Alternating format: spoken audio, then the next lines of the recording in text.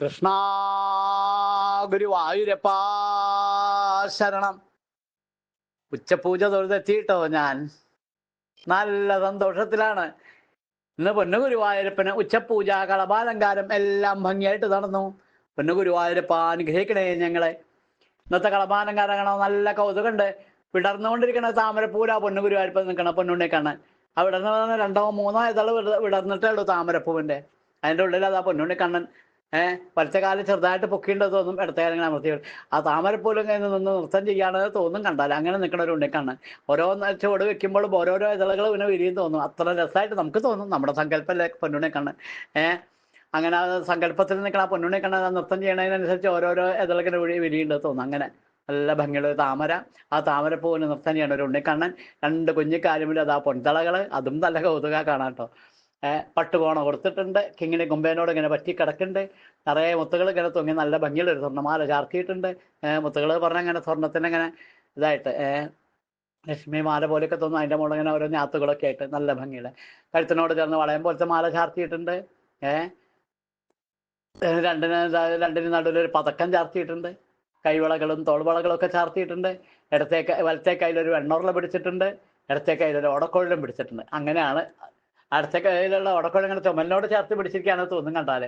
അടുത്ത കയ്യിൽ ഇങ്ങനെ പിടിച്ച് ചുമലിലേക്ക് ഓടക്കോഴിന്റെ ഭാഗം ഇങ്ങനെ പിടിച്ചിട്ട് അങ്ങനെ എന്നിട്ട് വേണം നൃത്തം ചെയ്യാൻ. അങ്ങനെ നൃത്തം ചെയ്യേണ്ട ഒരു ഉണ്ണിക്കണ്ണൻ.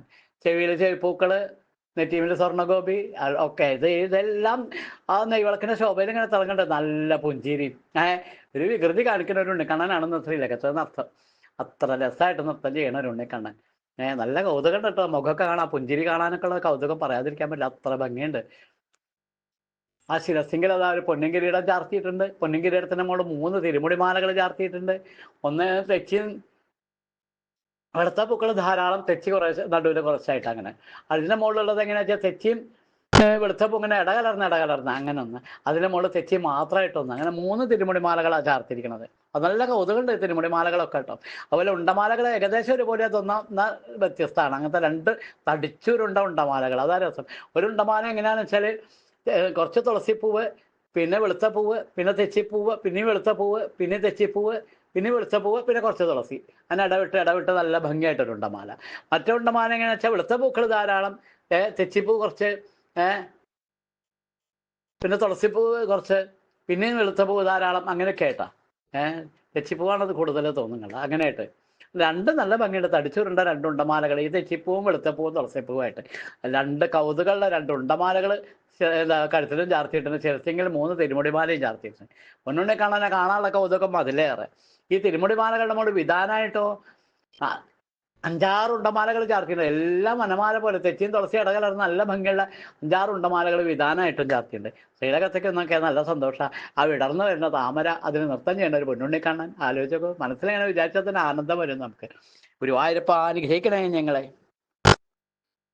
ഓമനെ ഇങ്ങോട്ട് പോരൂ കരയേണ്ട, തെല്ലുമകത്തളിർവാടിടേണ്ട, പങ്കിലമായ നിന്നംഗമാലിംഗനം ചെയ്യുവാനും വേണുവിൻ മഞ്ജുനാഥം, ആസ്വദിച്ചിടാനു ആനനം തന്നിലെ കണ്ണുനീർ മെല്ലെ തുടയ്ക്കുവാനും, അപ്പവും വെണ്ണയും ചക്കയും മാങ്ങയും ഈ മീ കുഞ്ഞിക്കൈയിൽ നിറയ്ക്കുവാനും, അമ്മിഞ്ഞപ്പാലു ചുരത്തി തരുവാനും എപ്പോഴും കൃഷ്ണനും ഞാനുണ്ടല്ലോ.